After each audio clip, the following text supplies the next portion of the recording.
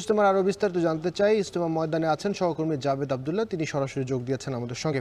জাভেদ, এই মুহূর্তে ইজতেমার কি ধরনের আনুষ্ঠানিকতা চলছে এবং ইজতেমার সার্বিক বিষয় অর্থাৎ নিরাপত্তা ব্যবস্থাপনার বিষয়ে মুসল্লিরা কি বলছেন?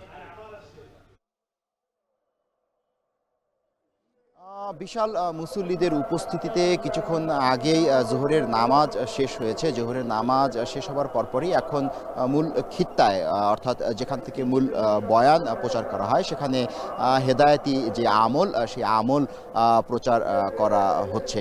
নিশ্চয়ই ছবিতে ক্যামেরায় দেখতে পাচ্ছেন যে বিশাল সংখ্যায় মুসল্লি এরই মধ্যে কিন্তু নিজ নিজ খিমায় নিজ নিজ খিত্তায় বসে সেই ধর্মীয় শিক্ষা সেগুলো গ্রহণ করছেন।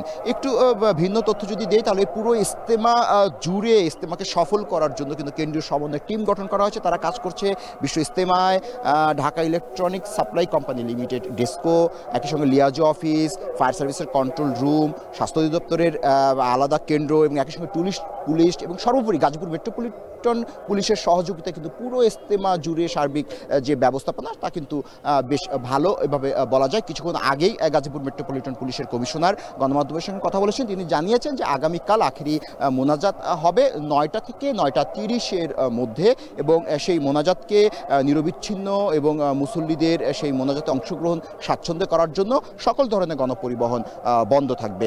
তো আবির, আপনি নিশ্চয়ই ছবিতে এর মধ্যে দেখতে পাচ্ছেন যে ধর্মপ্রাণ মুসল্লিরা কীভাবে আল্লাহর নৈকট্য লাভের আশায় ইবাদত বন্দিগিতে মশগুল আছেন। এরই মধ্যে কিন্তু যে খিত্তায় কিন্তু ইবাদত চলছে এবং তাবলিগের সবচেয়ে বড় যে কাজ, যে মূল ৬টি স্তম্ভ আছে সেগুলো নিয়েই মূলত আলোচনায় প্রাধান্য পাচ্ছে। নামাজ, রোজা, হজ, জাকাত, এই বিষয়গুলো একটু বলে রাখছি যে সেটা হলো যে এই পুরো মুসল্লি যে বিশাল যে জমায়েত, এই জমায়েতে এখন পর্যন্ত ৩জন মুসল্লি ইন্তেকাল করেছেন। কিছুক্ষণ পরে আমরা আপনাদেরকে একটি বাড়তি তথ্য দিতে পারবো। সেটা হলো যে এখানে যৌতুকবিহীন যে তরুণীরা আসছেন তাদের যৌতুকবিহীন একটি বিয়ের আয়োজন করা হবে। এটি কিন্তু দীর্ঘদিনের একটি পুরনো একটি রেওয়াজ বিশ্ব ইজতেমার। তো আমার কাছে টঙ্গী ইজতেমা ময়দান থেকে এই ছিল সবশেষ। আবির।